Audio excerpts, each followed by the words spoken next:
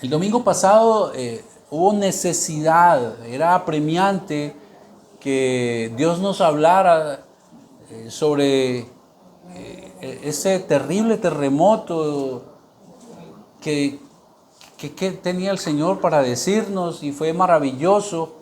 Yo personalmente fui muy bendecido con esa predicación de Job 33 y con alegría supe que una hermana tomó el consejo y siguió leyendo a Job de ahí en adelante y me decía, ay, yo nunca me había acercado a Job, qué maravilla lo que fue de gran bendición. Pero vamos a retomar nuevamente entonces nuestra serie de la carta de la epístola de Santiago. Hoy será el mensaje número 5, viviendo sabiamente. Le hemos puesto por nombre viviendo sabiamente. Ahora, recordando que vivir sabiamente es practicando lo que aprendo, que inclusive Santiago nos enseñó, no seamos oidores olvidadizos. Espero, mis queridos, que practiquemos lo que hemos aprendido. Y ahí la pregunta que no es para reír, sino ¿y cómo puse en práctica lo que aprendí esta semana? ¿Cómo lo voy a poner en práctica? ¿Ya?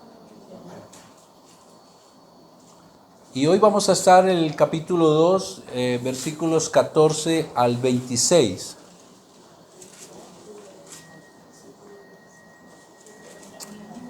Yo estoy maravillado con el Señor. No sé si usted lo ha notado, pero ayer yo meditaba y caí en la cuenta cómo Dios, antes del terremoto, nos trae a Santiago. Miren lo que hay allí tan maravilloso. El primer mensaje fue pruebas, ¿no? Sabiduría. Vivir lo que aprendemos del Señor. Ahí ha ido el Señor. Y luego llega semejante remesón, sí, como dicen. Semejante prueba. Ahora, tal vez alguien dirá, bueno, pero nosotros no nos quebró la casa, no un familiar. Pero yo creo que lo puso a pensar. Una situación de esas nos tiene que poner a pensar, hermanos. Y Dios nos ha ido llevando y luego nos lleva a Job, donde en conclusión el Señor habla de muchas maneras a través de sueños buscando el arrepentimiento y si no, el sufrimiento. Y ese mover del piso nos tiene que poner a pensar en algo que sí o sí va a ocurrir, algo que es tan real en la vida. Y no hay nada más real en la vida que la muerte. No hay nada más real. No hay nada más seguro. No hay nada más donde nos iguale a todos los estratos sociales. No hay nada más, ahí no hay polarización. La muerte es lo más seguro de la vida. Y momentos como el que acabamos de pasar, que nos tocó a todos, nos tiene que llevar a pensar eso. Pero aunque la muerte es lo más seguro en la vida, es en lo que menos pensamos. Es en lo que menos pensamos. Las razones son muchísimas, ¿no? Miedo o ignorancia o enredado en esta vida. Pero por las razones que sean, no lo pensamos, no pareciera que vemos eso que es seguro, pero que nunca va a llegar a la vida nuestra. Pero eso llegará en cualquier momento a tocar nuestra puerta, mi hermano. Ahora, como cristianos, hay una seguridad. Como cristianos, entonces, la seguridad nuestra es el día que me toque, sé para dónde voy. Y eso da tranquilidad, da esperanza.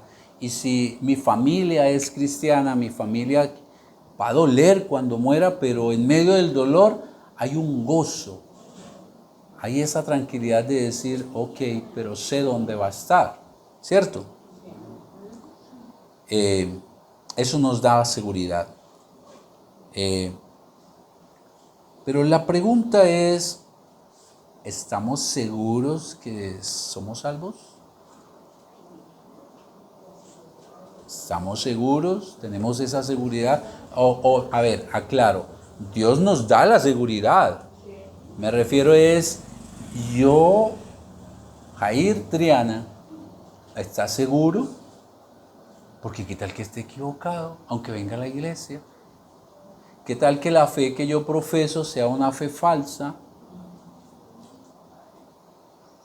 Qué terrible será morir seguro de tener el boleto al cielo y darse cuenta al final que estaba equivocado, que viví equivocadamente en una absurda religiosidad y que el destino final no será una felicidad eterna, sino un sufrimiento eterno. Qué terrible estar engañado. Morir engañado, es una frase muy común. Qué terrible morir engañado. Morir engañado. Y es lo que nos plantea el texto para hoy. Por eso me asombra bueno, el texto que sigue, eso es lo bueno de la serie, es el que sigue. Y el Señor sigue en el mismo tema, ¿no? Pruebas, sufrimiento. Y hoy nos lleva a que revisemos, va a ser una forma de mirarnos a nosotros mismos y ver, ¿yo estoy profesando una fe verdadera o estoy engañándome? Esa era la realidad que estaba ocurriendo hace 2000 años a estos cristianos que estaban en la diáspora, que estaban fuera de Jerusalén, a los que le escribe Santiago, pero es la realidad de hoy, que en la iglesia hay personas que viven una fe verdadera y en la iglesia hay personas que engañadas por sí mismas viven una fe falsa. Y tal vez se estará preguntando, ¿y cómo sé? Bueno, el texto nos va a dar una característica de una fe falsa, característica de una fe verdadera, y eso entonces nos va a ayudar a revisarnos a nosotros mismos. Versículo 14 al versículo 26, así dice la palabra del Señor.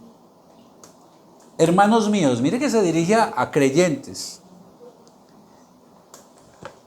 Yo decía, ¿por qué veo borroso?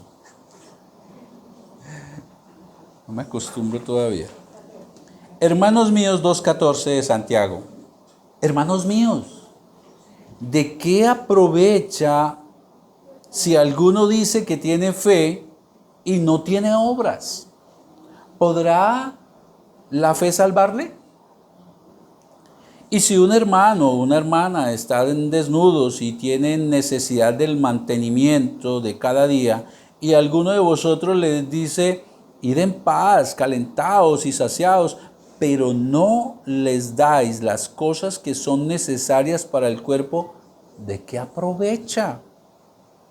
Así también la fe, si no tiene obras, es muerta en sí misma. Pero alguno dirá, tú tienes fe y yo tengo obras. Entonces Santiago responde a esa pregunta, muéstrame tu fe sin tus obras y yo te mostraré mi fe por mis obras. ¿Tú crees que Dios es uno? ¿Ustedes lo creen, hermanos? Bien hacen, también los demonios lo creen y tiemblan. Mas ¿quieres saber, hombre vano? Algunas versiones dicen tonto, que la fe sin obras es muerta. ¿No fue justificado por las obras Abraham, nuestro padre, cuando ofreció a su hijo Isaac sobre el altar? ¿No ves que la fe actuó juntamente con sus obras y que la fe se perfeccionó por las obras? Y se cumplió la escritura que dice, Abraham creyó a Dios y le fue contado por justicia y fue llamado amigo de Dios. Vosotros veis, pues, que el hombre es justificado por las obras y no solamente por la fe. Asimismo también Rahab, la ramera, no fue justificada por obras cuando recibió a los mensajeros y los envió por otro camino, porque como el cuerpo sin espíritu está muerto, así también la fe sin obras está muerta. Para que entendamos el punto, dejemos claro algo, que aquí fe no se está refiriendo a fe para salvación, porque ya son salvos, se supone, está hablando la iglesia. Se está refiriendo a esa fe de fidelidad a Dios. En otras palabras, al día de hoy podríamos decir, hermanos míos, ¿de qué aprovecha si alguno dice ser cristiano? Y eso no se le nota.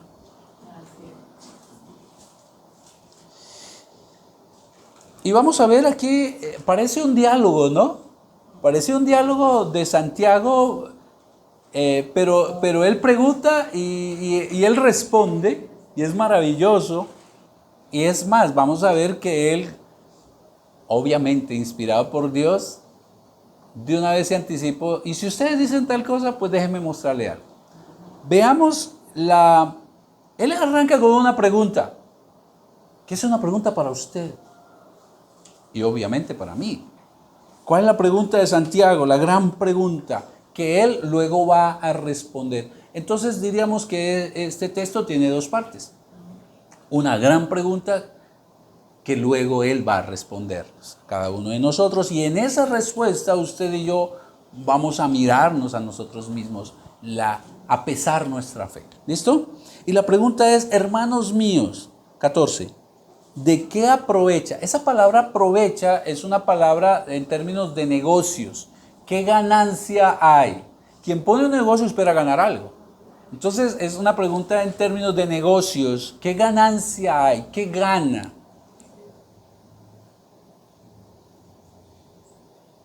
¿De qué aprovecha si alguno de ustedes dice que tiene fe y no tiene obras? Y la pregunta tiene otra pregunta incluida. ¿Podrá esa fe, cuál? Fe sin obras, salvarle? Esa es la gran pregunta que Santiago plantea. La pregunta, ¿esa fe sin obras podrá salvarle? Ahora, aquí también hay que dejar algo claro, o recordar más bien, algo que la Biblia ya nos ha enseñado, que para la salvación las obras no sirven, son como trapos de inmundicia para el Señor. Cualquier obra que el ser humano hace para acercarse a Él. Cualquier cosa que hagamos para acercarnos al Señor, para restituir esa relación que se perdió en el Edén, son trapos de inmundicia. Nadie puede hacer una obra para acercarse a Dios, para salvación. ¿Por qué? Porque está muerto en sus delitos y pecados, y un muerto no puede hacer absolutamente nada.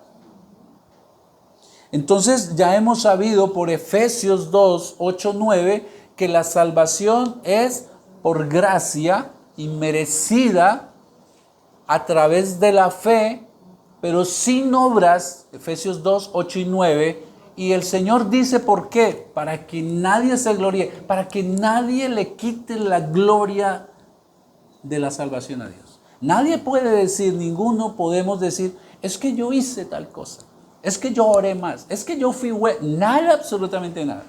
Entonces, teniendo eso en claro, de que para la salvación no podemos hacer obras, ¿a qué obras se refiere entonces Santiago aquí? Son obras después de ser salvo.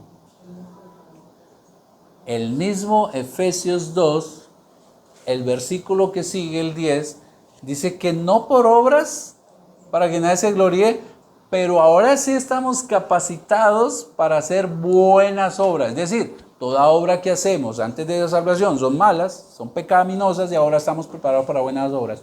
A eso se refiere este texto. A las obras que una vez salvos se tienen que evidenciar. En otras palabras, para hacerlo sencillo, a la vida que llevamos. A la vida que llevamos. Entonces, haciéndolo en un lenguaje más sencillo es, si alguien dice ser creyente, si alguien dice ser cristiano y eso no se evidencia por la forma en que vive, ¿podremos decir que esa fe es una fe salvífica? ¿Podremos decir que es un verdadero cristiano? ¿Podemos decir que su fe le salvó? Es eso. ¿Claros ahí?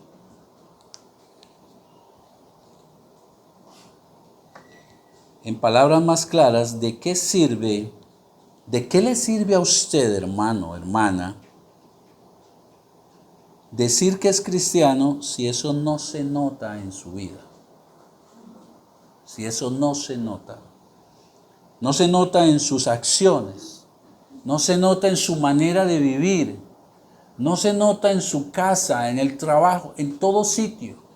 Porque es que hay algo que ocurre muchas veces y es que hay sitios donde, ¿se acuerdan ese comercial Pharmatron?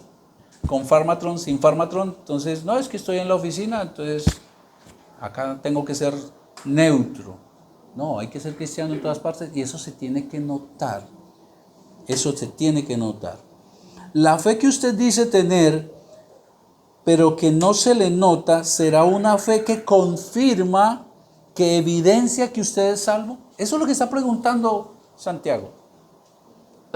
Usted dice que es cristiano, pero la forma en que vive, que no está demostrándolo, ¿puede uno decir que usted es salvo? Esa fue la pregunta a los lectores de esta carta hace 2000 años. Ellos afirmaban tener fe, ser fieles a Dios, ser cristianos verdaderos, pero no se les notaba para nada en sus obras y en sus acciones, no evidenciaban a Cristo. Por ejemplo, capítulo 2, versículo 1 al 4, ¿de qué habla? Cuando los ricos llegaban a la congregación a reunirse, recuerden, ellos le daban especial sitio y especial trato, ya tuvimos una predicación de eso, y al pobre, al hermano pobre lo hacían sentar en el piso o quedarse de pie. Es decir, privilegiaban a unos y discriminaban a otros. Sin embargo, si usted va y mira el versículo 8 del capítulo 2, ellos decían que amaban al prójimo. Entonces no eran congruentes lo que se decía, lo que ellos decían con la forma en que vivían, con sus acciones. El versículo 26 del capítulo 1 nos muestra que ellos no ponían freno a su lengua. No tenían dominio propio. Daban rienda suelta a su lengua. Y si usted mira el capítulo 3, versículo 10, nos dice que no es, mire lo que dice el hermano Santiago, de una misma boca proceden bendición y maldición. Hermanos míos, esto no debe ser así. Entonces ellos soltaban su boquita, y eso incluye chismear, juzgar, tal vez maledicencia, pero se decían que eran ¿qué? Cristianos. Se decían que eran cristianos, hermanos. Ellos se declaraban cristianos, pero su vida no manifestaba un compromiso a vivir bajo el señorío del Señor Jesucristo. Y entonces es evidente entonces por qué Santiago les pregunta, ¿ustedes creen que por decir que tienen fe, pero no lo evidencian con su vida, ¿ustedes creen que son salvos?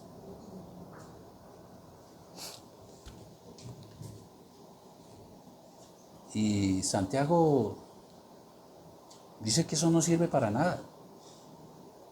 Y les da un ejemplo y les compara. Algo así como, venga, les voy a mostrar esa fe para qué sirve. Sirve para lo mismo que cuando un hermano o una hermana está en una gran necesidad y usted le ve que te vaya bien. Abrígate y come a un hambriento, pero si usted no le da de comer, ¿de qué sirve que usted le manifieste eso?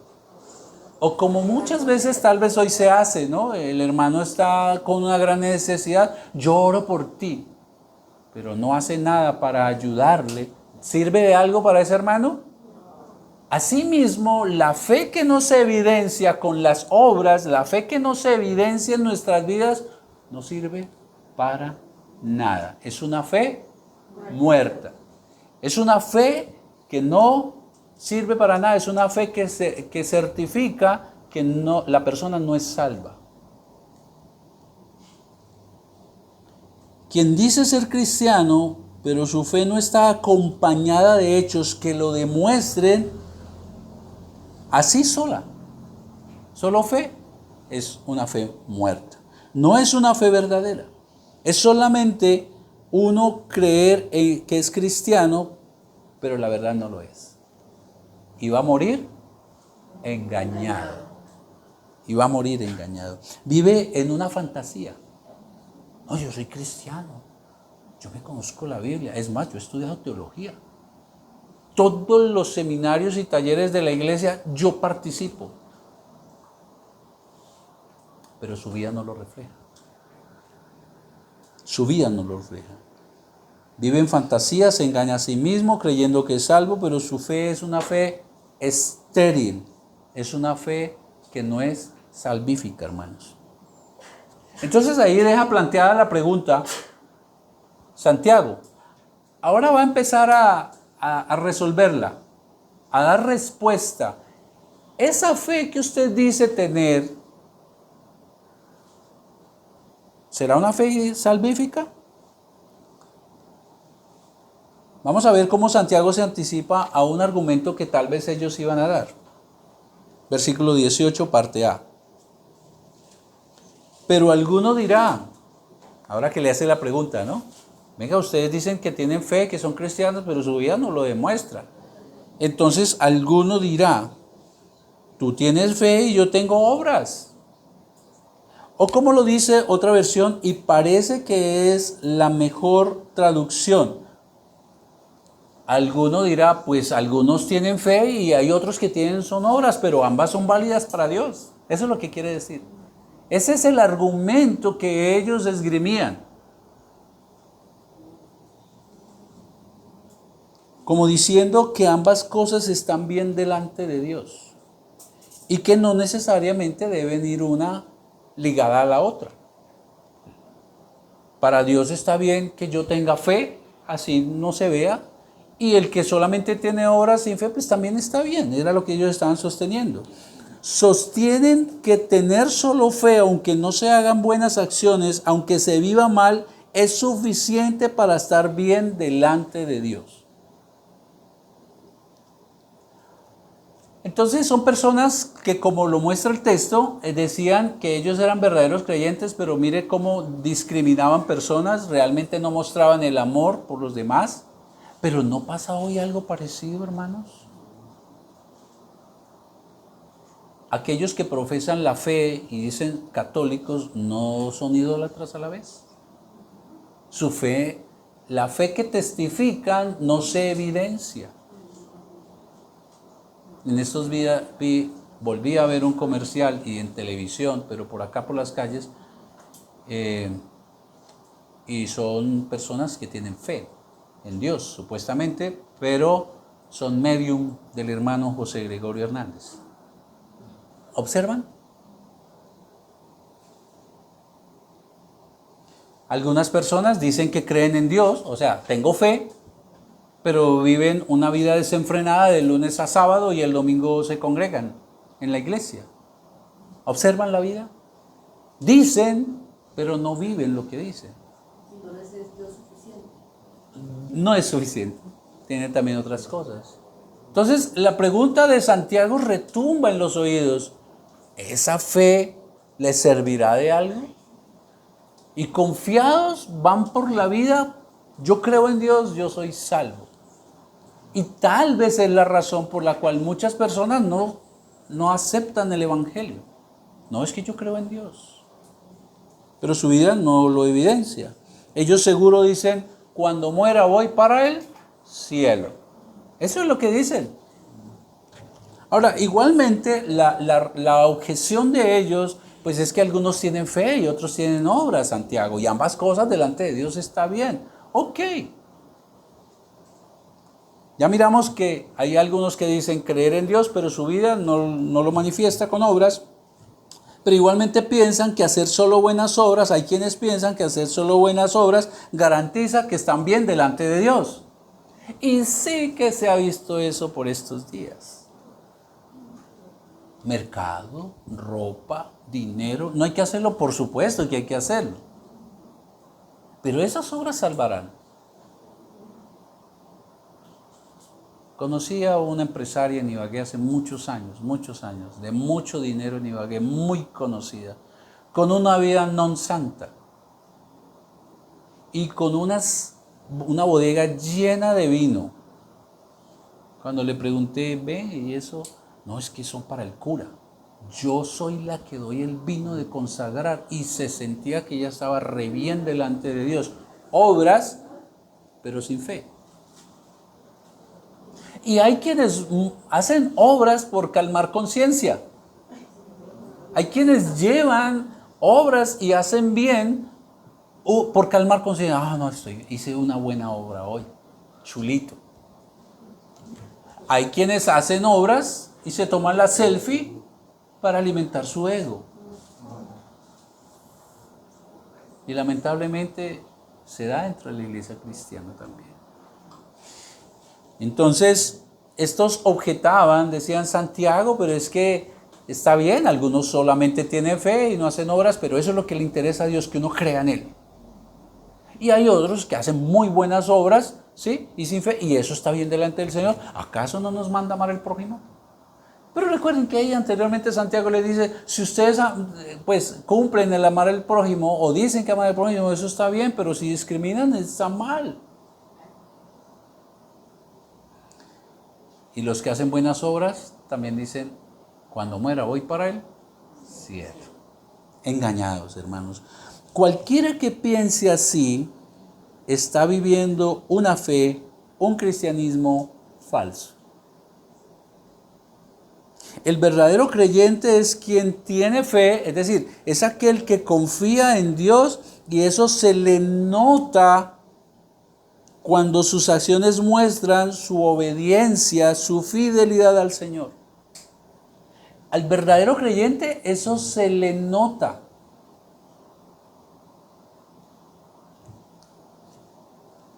Iba Jesús para el templo, y camino al templo encontró la higuera, y era tiempo de que comenzara a dar algo de higos.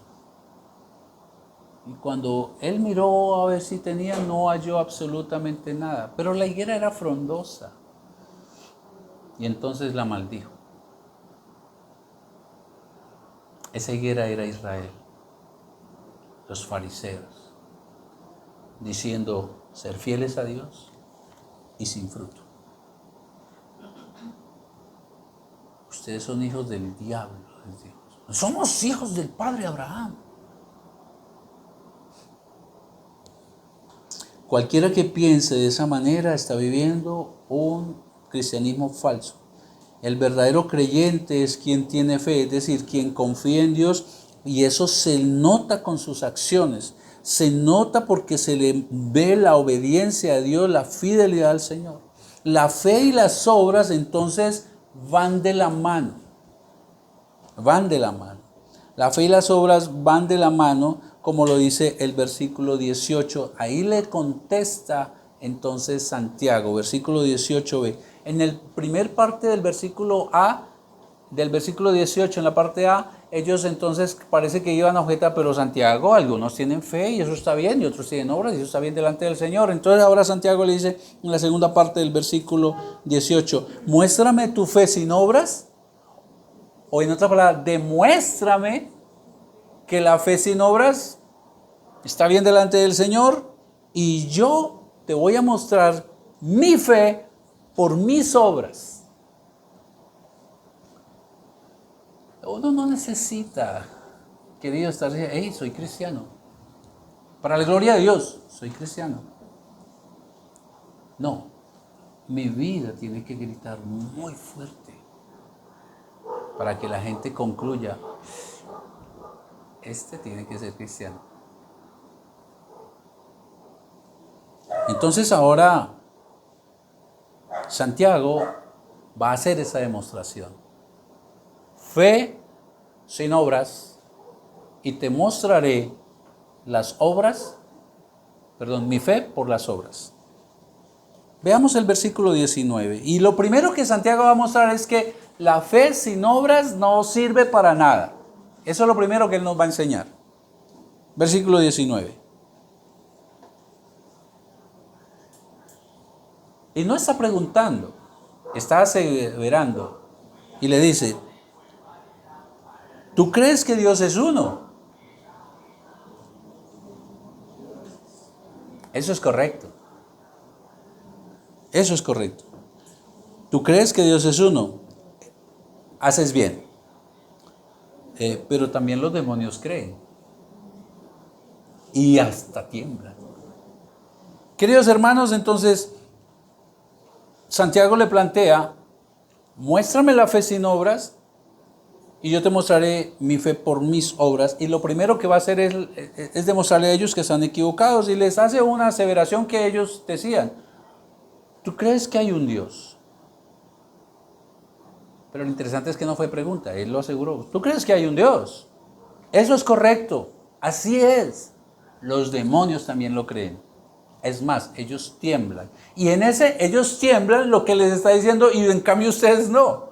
Para más los demonios tienen hasta más fe en ese sentido. Y el temblar le temen a Jehová. Aquellas personas que dicen tener solo fe pero no tienen obras, sus vidas no se evidencia esa fe en Cristo, tienen la misma fe que tienen los demonios. Igualita. Ambos tienen claro el concepto verdadero de ¿qué? De que solo hay un Dios. Es más, ambos tienen el concepto claro de que es un Dios trino. Y los demonios hasta tiemblan. Tienen clarita la verdad. Les doy un ejemplo de los demonios. Marcos 5:7. Cuando Jesús expulsó demonios. Dice, dando un alarido, el demonio gritó, ¿por qué te entrometes conmigo, Jesús? Y escuchen lo que le dijo, Hijo del Dios Altísimo. O sea, ellos conocían y sabían que Jesús era Dios.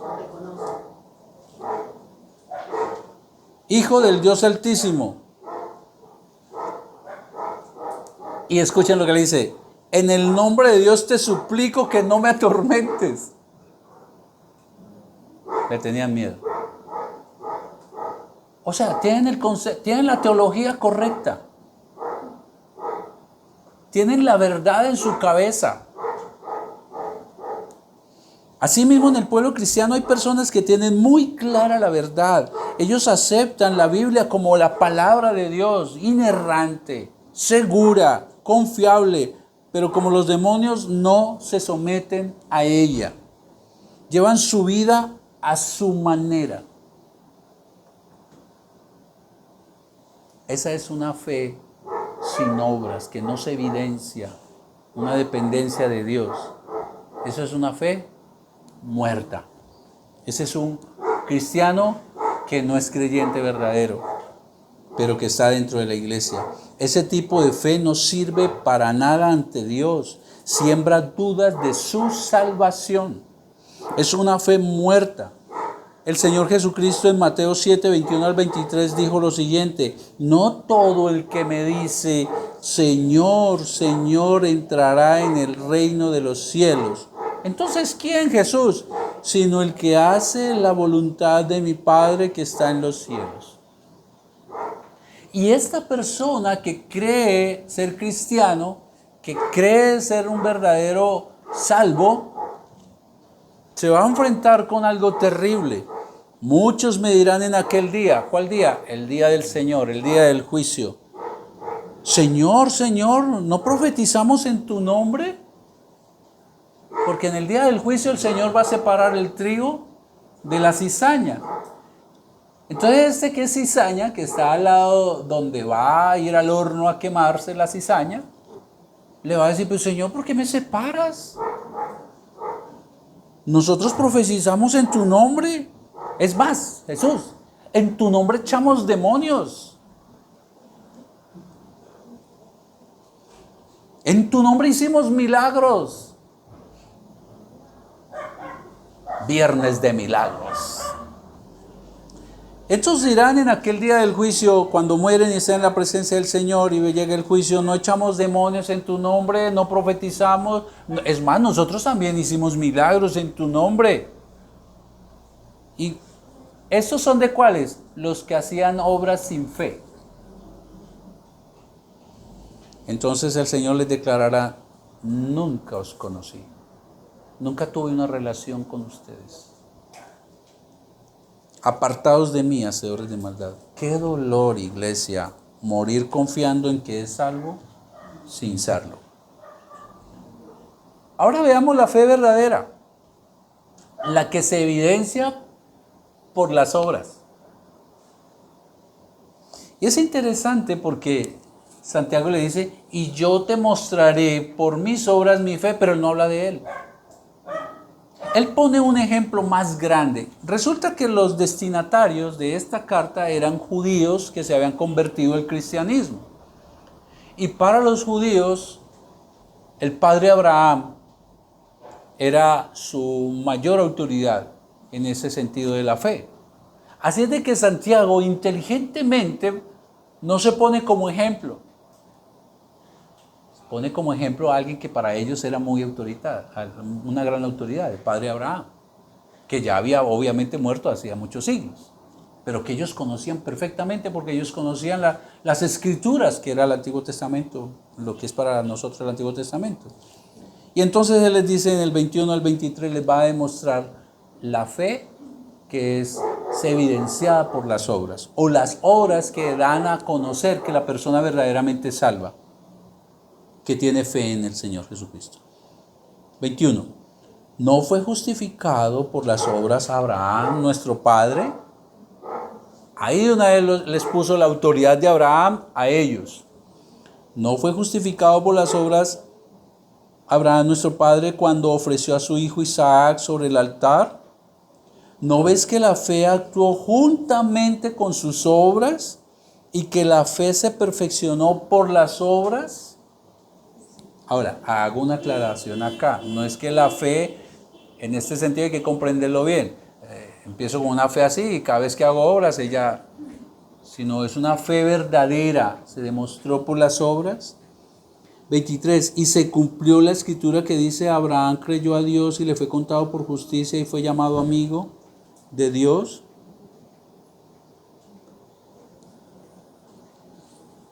Abraham estaba muy anciano y no tenía hijos.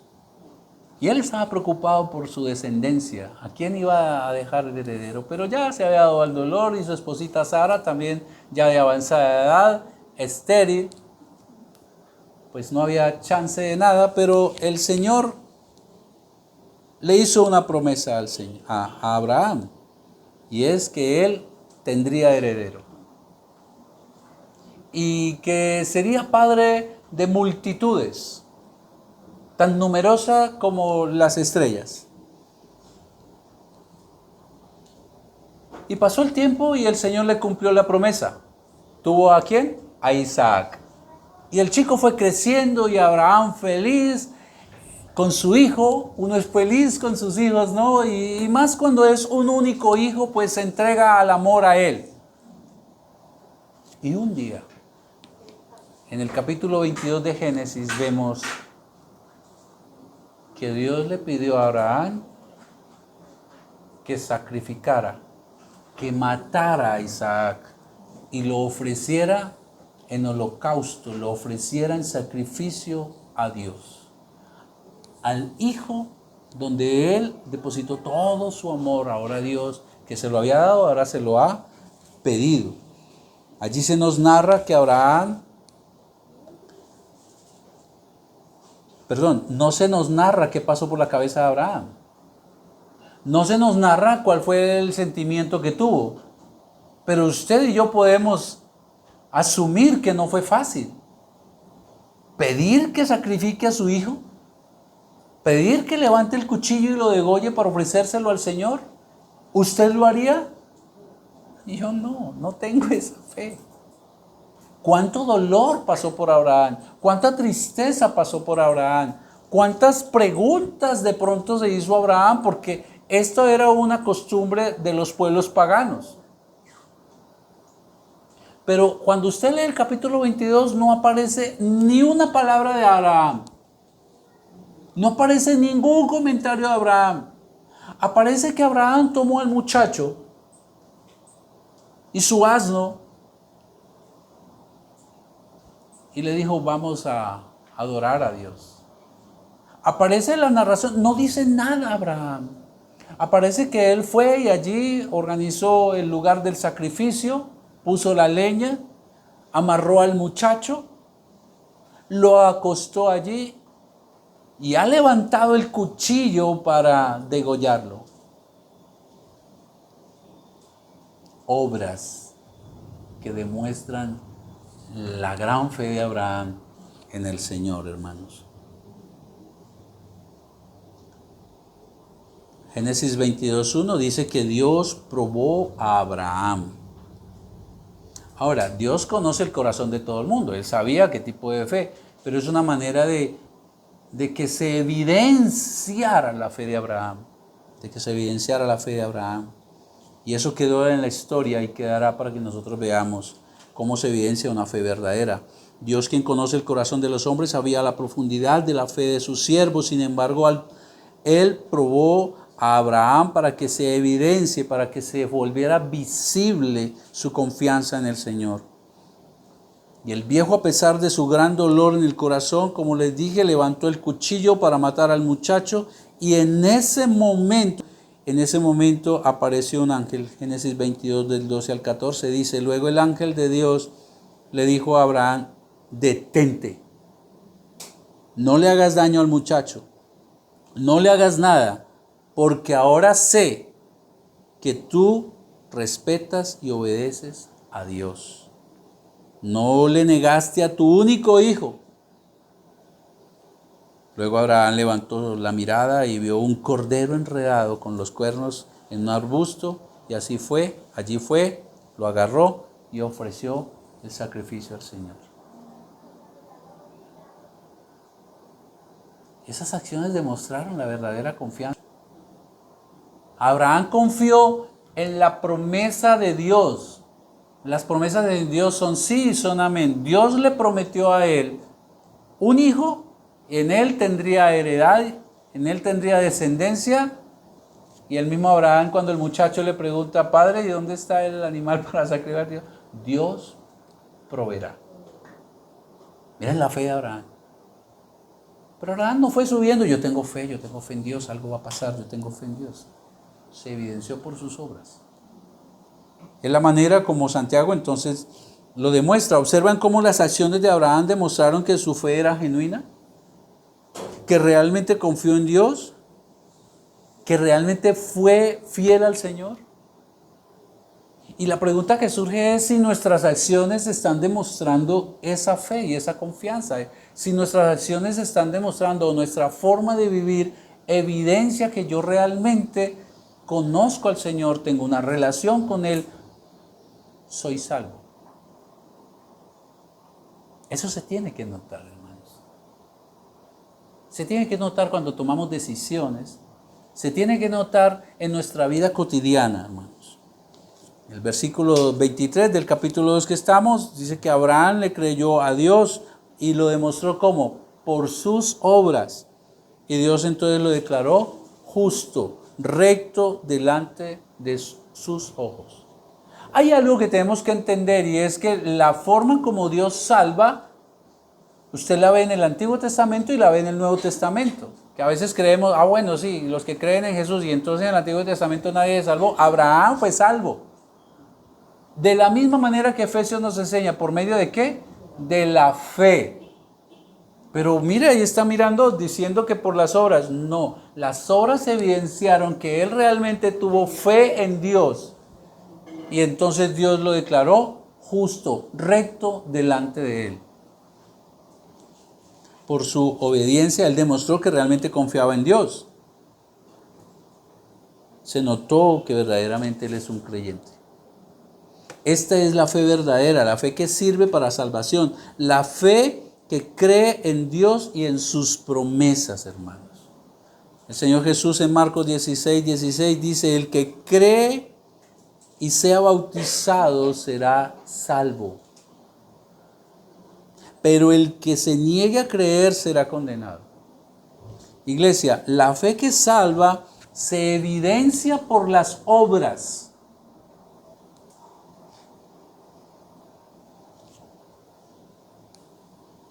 Eso se nota en el cristiano. El que dice ser cristiano, eso se le nota. ¿Qué se le va a notar? El temor a Dios.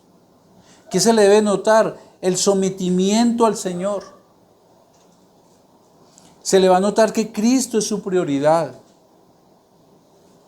Y todo eso no se hace en secreto, eso se nota, se ve, se evidencia, hermanos.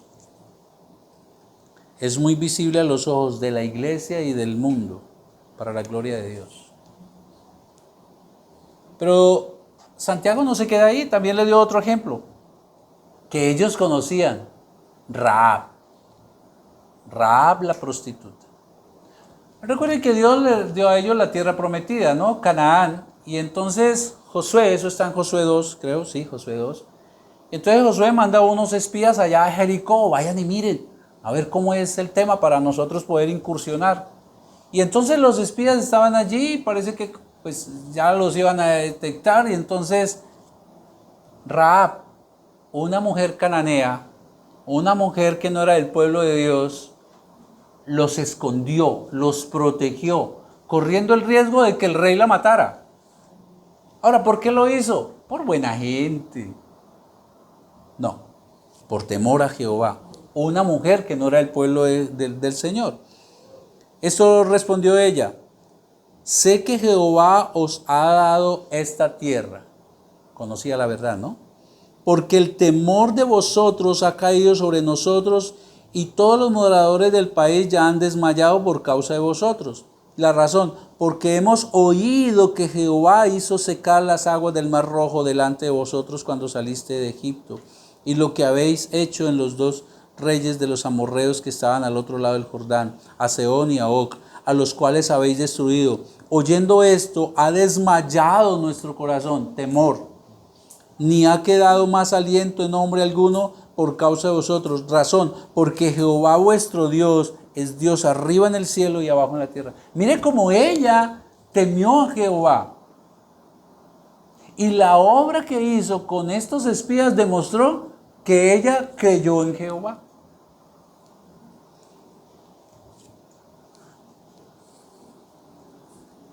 Y volvemos a la pregunta: ¿cómo se está evidenciando su fe? ¿Cómo se está evidenciando que usted verdaderamente es un creyente? El versículo 24, Santiago dice que dice, vosotros veis pues que el hombre es justificado por las obras y no solamente por la fe. Vuelvo a dejarlo claro, no por obras se es salvo, sino que es justo porque demuestra con sus obras que realmente cree en el Señor. El verdadero creyente no dice que cree en Jesús, él se arrepiente. El verdadero creyente no es el que dice que cree en Jesús y no se arrepiente de sus pecados y su vida sigue lo mismo. Es fe salvadora la de quien confiesa que Cristo es su Señor y lo obedece. Lo hace porque ha nacido de nuevo. Dios le ha dado un nuevo corazón, ha escrito su ley en él y ahora de una manera natural es atraído a la obediencia, se deleita en vivir a la manera de Dios y no dice que ama al prójimo, lo vive. Entonces el verdadero creyente no se esfuerza por mostrar que es cristiano, lo vive de una manera natural. Le sale de manera natural. Ya Dios le dio una nueva naturaleza, lo hizo nacer de nuevo y ahora entonces, ¿no le ha pasado a usted eso? Ahora de manera natural uno teme al Señor, de manera natural quiere obedecerlo, de manera natural se deleita en el Señor, de manera natural busca hacer el bien a otros, no para tomarse la selfie, no para calmar conciencia, sino porque nace del corazón. Entonces, eso fue lo que pasó con Abraham. Del corazón nació ir a sacrificar su hijo, porque creyó en Jehová. Eso pasó con Rahab. De su corazón nació de manera natural proteger a los que venían de parte del pueblo de Dios, porque temió a Jehová. Y eso es lo que pasa con usted cuando usted vive el Evangelio. No tiene que sacar un letrero para decir que es cristiano, ni cargar la Biblia en la mano, simplemente eso se nota en la manera en que vive.